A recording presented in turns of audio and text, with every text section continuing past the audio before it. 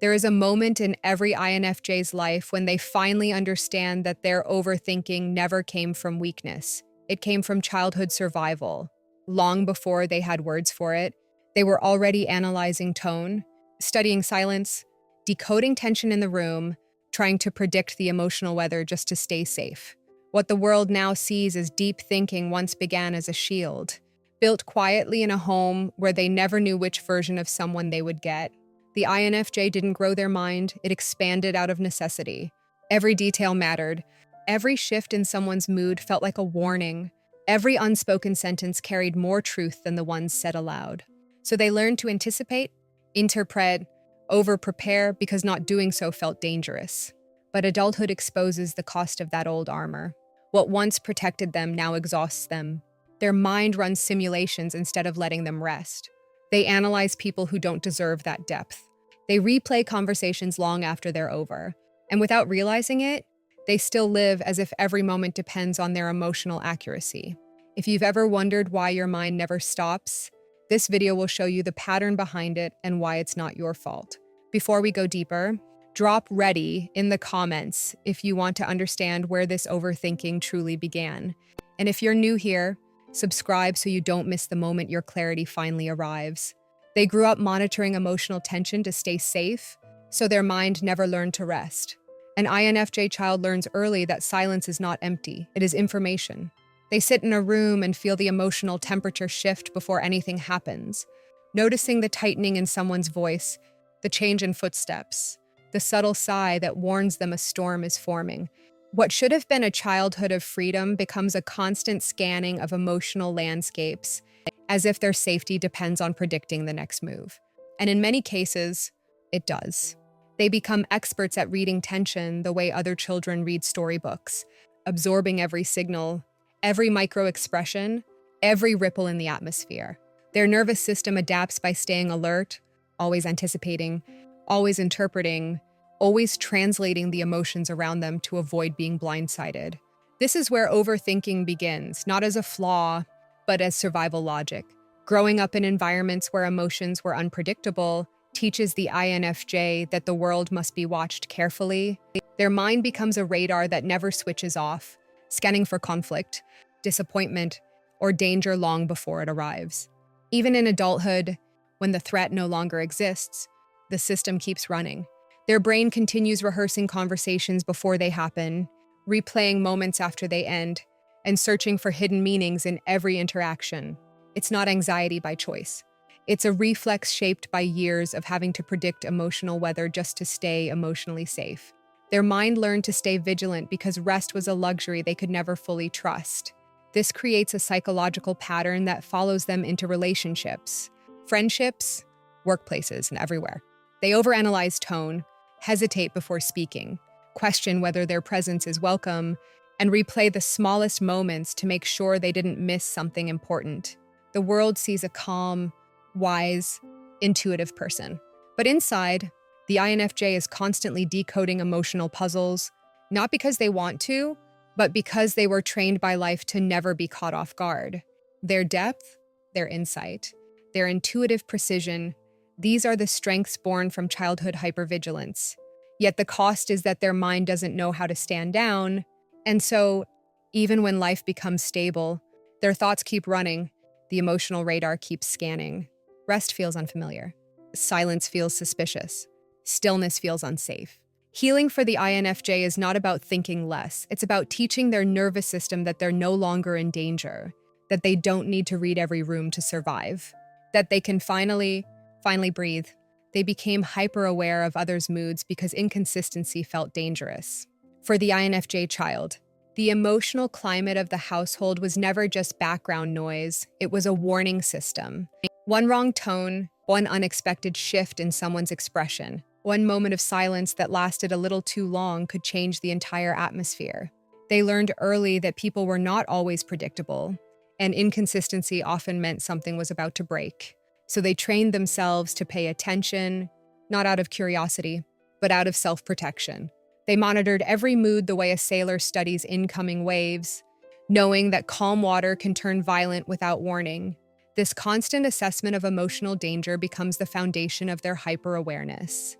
As they grow older, this vigilance does not disappear, it evolves. They walk into a room and instantly register who is tense, who is hiding something, who is pretending to be fine, who is carrying unspoken anger. They detect the emotional cracks in people long before any words expose them. For others, this seems like intuition. For the INFJ, it is a skill developed from years of needing to anticipate uncertainty. Each emotional inconsistency triggers the same old reflex: observe more closely, stay alert, prepare for impact. Their mind learned that unpredictability could hurt, so it stays on guard even when the threat is gone. In adulthood, this hyper-awareness becomes both a gift and a weight. It helps them read people with astonishing depth, offering wisdom and understanding few can match. But it also keeps their nervous system working overtime, analyzing every shift in mood, every pause, every slight change in tone. This constant evaluation drains them quietly, creating mental overload long before they realize it. They may wonder why social situations exhaust them so quickly or why they replay interactions in their mind hours later. But these patterns began long ago, rooted in the emotional instability they had to navigate as children. And because inconsistency once meant danger, INFJs struggle to trust calmness when they finally find it. Peace feels unfamiliar. Predictability feels suspicious. They have spent so long preparing for emotional storms that their minds don't know how to stand down. Healing begins when they realize the world they live in now is not the one they grew up surviving, and they no longer need to read every mood to stay safe. They learned to predict reactions to avoid conflict, creating a lifelong habit of mental scanning. In childhood, the INFJ didn't just observe emotions, they anticipated them. They learned quickly that conflict didn't always come with warning signs, so they started creating their own. Before speaking, they would rehearse possible outcomes. Before entering a room, they would assess the energy. Before expressing a need, they would calculate whether it was safe to ask. This wasn't imagination, it was survival logic. Predicting how someone might react became a shield against sudden anger, disappointment, or emotional volatility. They learned to read micro cues, a tightened jaw, a shift in posture, a change in breathing, and from those fragments, they built predictions. As adults, the habit doesn't fade, it strengthens. They scan every interaction the way others might skim text, except they absorb everything: tone, timing, silence, inconsistencies, tension underneath polite words. To most people, conversations are exchanges. To the INFJ, they are emotional landscapes filled with potential triggers, hidden meanings, and patterns that must be decoded. They're not doing this intentionally. Their mind goes into autopilot, assessing what might happen next so they can shape their behavior to prevent unnecessary conflict. They respond calmly, intentionally, and with emotional intelligence because they're always 5 steps ahead. But this constant forecasting takes a toll. While others speak freely, INFJs filter their words through layers of mental simulation. If I say this, will it upset them? If I set this boundary, will they react badly? If I disagree, will they take it personally? Their mind rarely rests because conflict avoidance has been wired into them since childhood. Even in safe environments, even with healthy people, their brain continues scanning, predicting, adjusting, softening edges, smoothing tension before it even exists. This lifelong pattern is why INFJs often seem wise beyond their years. They've spent their whole lives studying human behavior, reading reactions before they unfold. But it's also why they burn out silently. Their inner world becomes cluttered with possibilities, outcomes, and emotional maps they never asked to carry. Healing begins when they realize that not every moment needs prediction, not every conversation is a threat, and not every emotional shift is their responsibility. Letting go of mental scanning feels unnatural at first, but it is the first step toward reclaiming their peace. They internalized responsibility for keeping the peace even when it wasn't their job. In many INFJ childhoods, peace was fragile, something that could shatter with a raised voice, a tense silence, or the wrong question asked at the wrong moment. So they learned, long before they had the vocabulary for it, that harmony didn't happen naturally. Someone had to maintain it, and often, without being told, they stepped into that role. They softened their tone, absorbed tension, avoided triggering topics, and became experts at reading emotional weather before storms formed. They believed, or were made to believe, that if they were good enough, calm enough, helpful enough, they could prevent conflict entirely. With time, this responsibility fused into their identity. Even as adults, they feel an invisible pressure to regulate the emotional temperature of every room they enter. If someone is upset, they instantly scan their own behavior. Did I cause this? If tension rises, their instinct is to de-escalate, soothe, mediate, or disappear. They apologize too quickly. They sacrifice their needs too easily. They say, it's fine even when it isn't, because their peace has always been tied to everyone else's stability. They don't do this for praise. They do it because the alternative once felt unsafe. But this internal burden reshapes their entire emotional landscape. Instead of checking in with their own feelings, they monitor everyone else's. Instead of expressing discomfort, they swallow it to avoid making things worse. Instead of setting boundaries, they bend themselves to fit the moment, believing it is the price of harmony. And while people often admire their maturity and gentleness, few recognize the lifelong exhaustion beneath it, the constant vigilance, the unspoken fear of disappointing others, the belief that conflict is a failure on their part. Eventually, healing begins when an INFJ realizes the truth. Keeping the peace was never their responsibility. It was a role they stepped into because no one protected their peace. As this awareness deepens, something fundamental shifts. They begin to let others carry their own emotions. They stop rescuing people from discomfort. They allow tension to exist without absorbing it. And slowly they learn that real peace comes not from managing everyone else's world, but from finally honoring their own. They suppressed their own needs early, which taught them to overthink instead of express. For many INFJs, childhood was a place where their needs felt inconvenient, invisible, or too heavy for the people around them to hold. They learned early that speaking up often led to misunderstanding, dismissal, or emotional backlash. So instead of expressing what they felt, they learned to silence it. Instead of asking for support, they convinced themselves they didn't need it. Instead of saying, "This hurts," they trained their minds to analyze the pain quietly, hoping that understanding it would be safer than revealing it. The world didn't teach them to communicate. It taught them to interpret, decode, and endure in silence. That suppression became the seed of chronic overthinking. When a child can't voice a need, they start to mentally negotiate it. They rehearse conversations that will never happen. They predict reactions to avoid being misunderstood. They dissect tone, gestures, pauses, trying to find the safest path through emotional uncertainty. Over time, this inner monologue becomes their default landscape. They think instead of speak, evaluate instead of ask, internalize instead of express. Their mind becomes a constant narrator, working overtime to resolve what they're too afraid or too conditioned to voice aloud. As adults, this manifests as 1,000 silent decisions a day.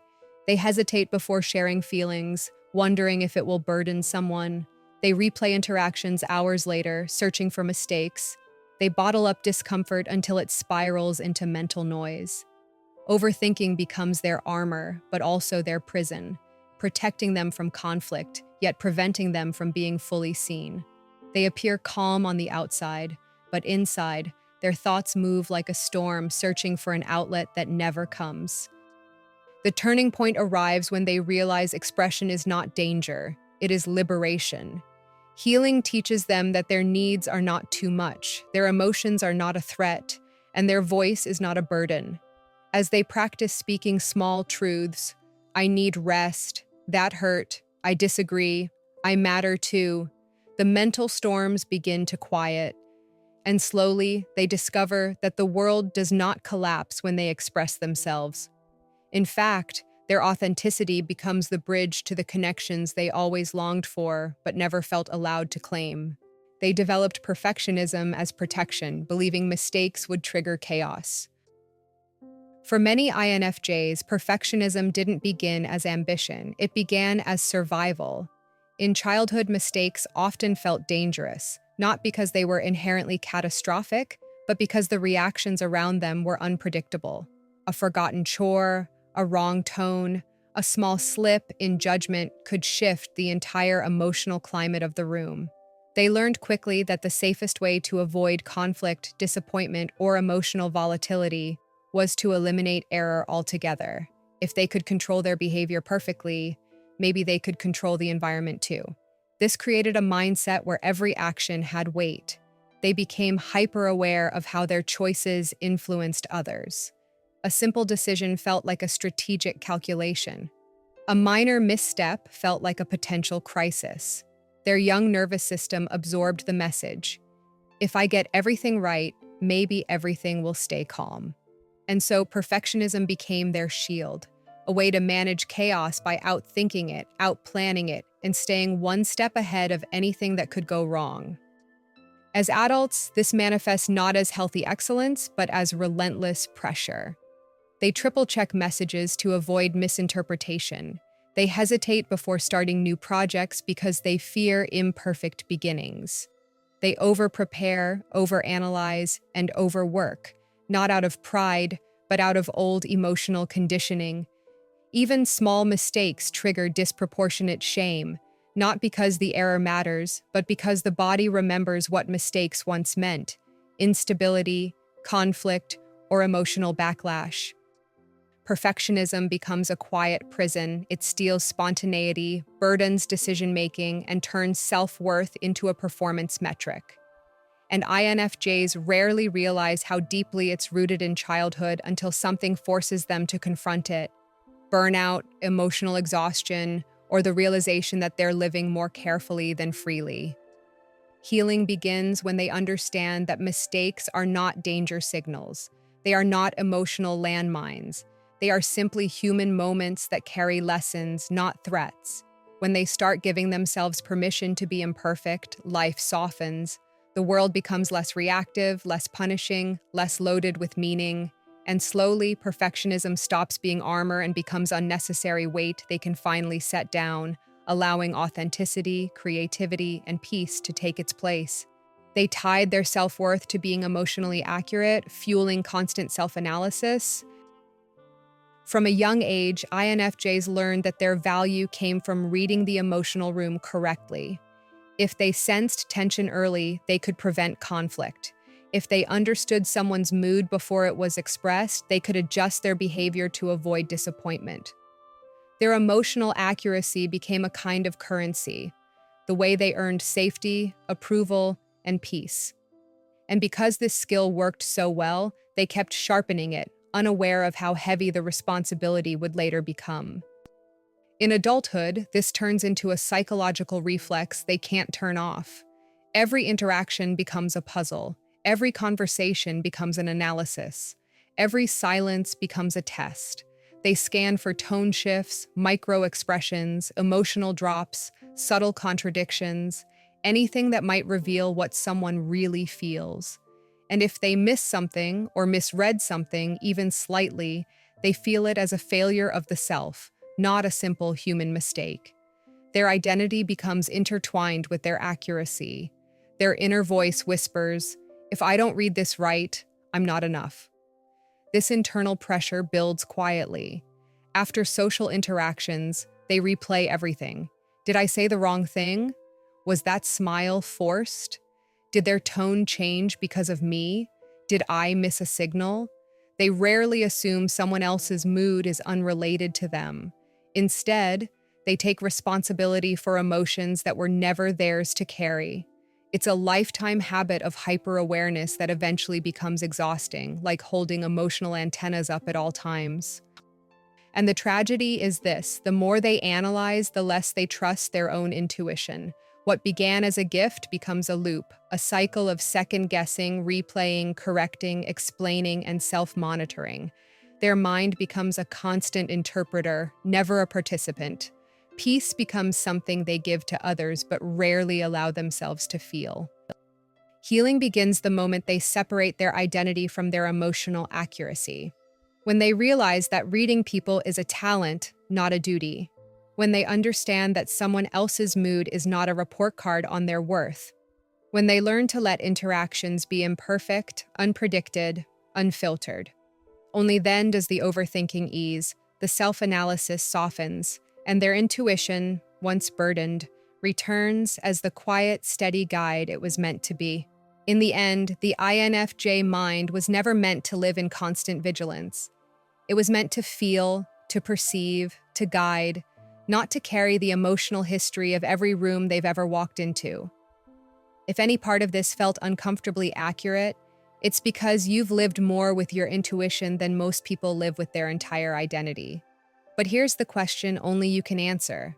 What would your life look like if your mind finally learned to rest? Drop a single word in the comments. Clarity, if you're ready to reclaim your inner peace. And if you want more content that finally explains the depth of your mind, make sure you subscribe to Brainy One so you don't miss what comes next.